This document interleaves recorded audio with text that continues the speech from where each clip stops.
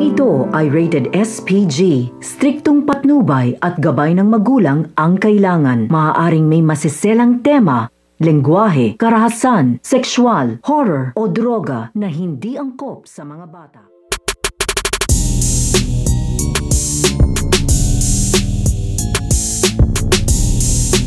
Habang nag-uusap ito nga si Lyndon Man at ang kanyang asawa ay nagmamanman naman sa paligid ito nga si Nanda, hanggang sa nakakita nga ito ng mga lalaki na armado at patungo nga daw dito nga daw sa kanila. Ay dito na nga kaagad nagtago ito nga si Lyndon Man dahil hindi nga pwedeng makita na ibang tao ang kanyang kalagayan, dahil unti-unti na nga dito nagbabago ang kanyang itsura at delikado nga daw sa kanya at sa kanyang asawa. Kung may makakaalam nga daw tungkol nga daw sa kanya at sa kanyang pagtatago, ay dito naman poproteksyonan ito nga ni Nanda, ito nga kanyang asawa, at haharangin nga niya ito nga mga lalaki na gustong paslangin nga dito ito nga asawa nito nga si Lyndon Man.